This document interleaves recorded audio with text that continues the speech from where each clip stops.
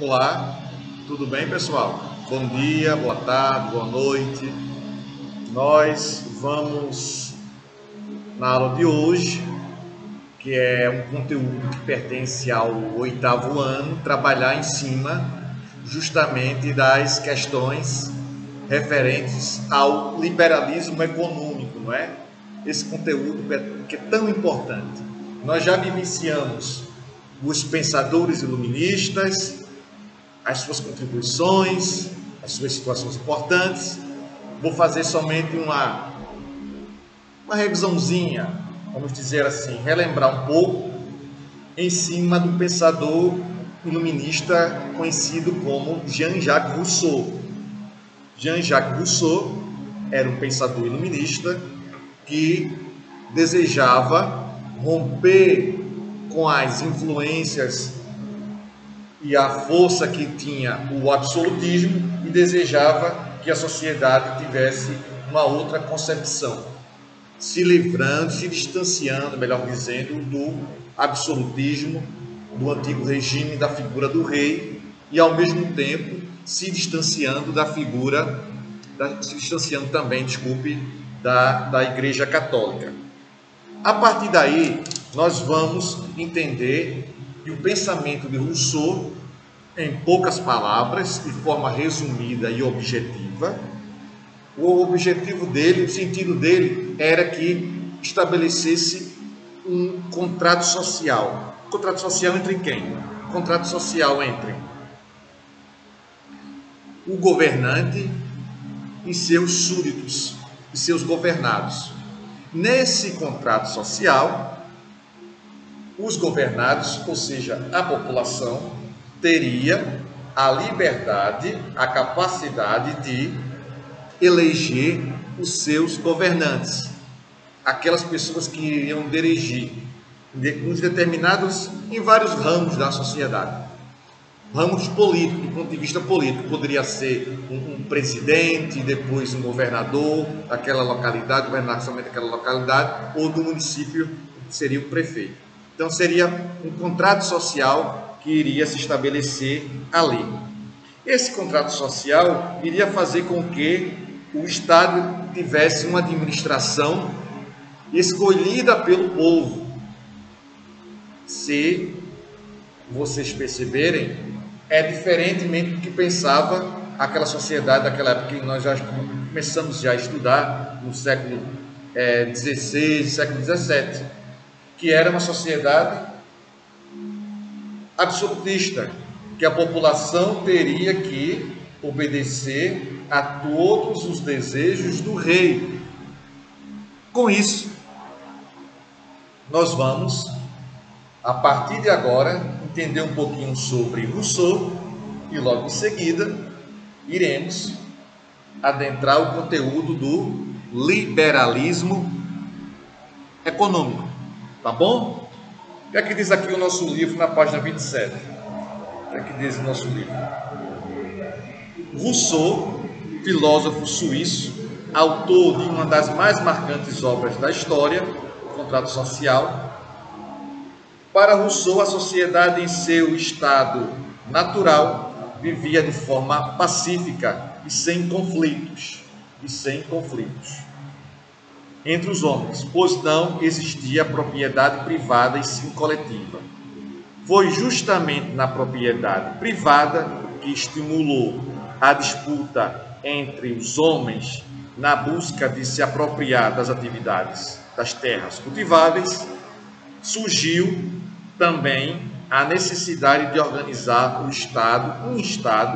um governo baseado no contrato social, em que o cidadão cedia seus direitos políticos a alguns poucos representantes. Aquilo que eu acabei de afirmar. O poder do Estado estaria limitado da vontade da maioria, o que seria uma espécie de poder legislativo. E a pergunta que não quer calar significa o que significa aí, professor, esse poder legislativo? Significa legislar. Deputados, senadores ou vereadores, criação de leis, de instrumentos que o governo pudesse administrar. que aquele governante escolhido pudesse administrar. Deu para entender aí? Muito bem. Parabéns. Depois disso, nós temos uma imagem que diz assim, uma legenda. Rousseau foi o mais radical entre os iluministas e gostava de dizer que o homem é bom por natureza, mas a sociedade aqui o corrompe. Significa dizer o quê? Em poucas palavras, o homem nasce bom, mas a sociedade ela degenera o homem, faz o homem seguir um caminho de corrupção. Ele não tem essa noção, passa a ter quando ele passa a viver em sociedade e vive numa sociedade corrompida que vai acabar influenciando esse homem. O homem, claro, aí pode ser um homem, mulher, qualquer tipo de governo, qualquer tipo de ação, qualquer atividade que ele venha a exercer. Então, o homem se deixa corromper pela sociedade. A sociedade corrompe o homem, tá bom? Ainda na página 27, nós temos aí aquele item do nosso livro que diz assim, praticando conhecimento. Prejudica-se mais o progresso do espírito, atribuindo mal às recompensas do que as suprimindo, ou seja, retirando. Entre aspas, isso aí. Jean d'Alembert foi um enciclopedista muito conhecido e, junto com Diderot, revolucionou o conhecimento na Europa moderna. Com base no que você estudou, analise abaixo o enciclopedismo. A resposta: foi um movimento filosófico e cultural surgido. A resposta: foi um movimento filosófico e cultural surgido na França, através do qual pensadores como Diderot e d'Alembert organizaram uma enciclopédia de 28 livros catalogados de diversos autores, sendo publicados em 1751, tinham como objetivo criticar o absolutismo e a própria Igreja. 2. Analise o seguinte trecho de pensamento.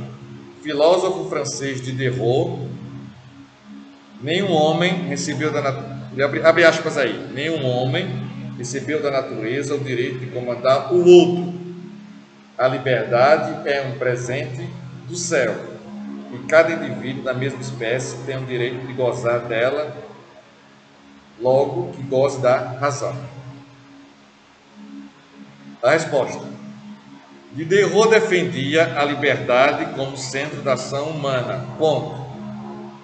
A liberdade era o centro do pensamento humano, vírgula, criticando diretamente o posicionamento da Igreja e sua tentativa de colonizar o homem.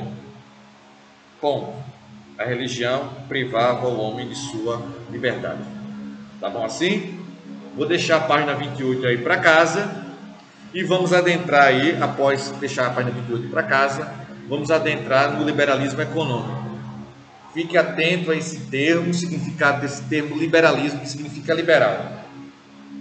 Que significa porque é oriundo do que liberar, ou seja, deixar, ficar livre para que as coisas possam acontecer.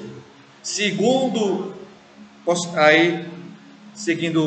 o livro, na página 29 diz assim: seguindo a ideia de que o Estado não poderia controlar de forma absoluta a vida pública e privada do povo em geral, surgida no século XVIII, uma corrente filosófica que analisava especificamente a economia, o já citado liberalismo, baseava-se no iluminismo.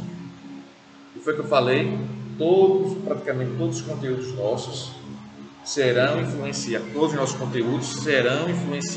pelo iluminismo durante todo o ano letivo, o 8º, de História.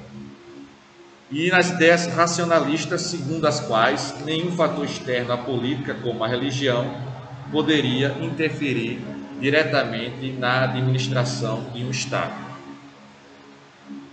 Também entendia que o absolutismo não era um regime político que pudesse garantir uma evolução tecnológica e econômica que fortalecesse o Estado. Essas críticas atingiram o mercantilismo, que visava apenas as relações comerciais marítimas e terrestres. Enfim, para os defensores do liberalismo, não poderia haver interferência do Estado na economia. O Estado não poderia receber qualquer interferência. Aliás, a economia não poderia receber qualquer interferência do Estado. A economia não poderia receber interferência do Estado. Ou seja, a economia não poderia receber interferência de quem, professor? Isso, muito bem, viu? Isso mesmo.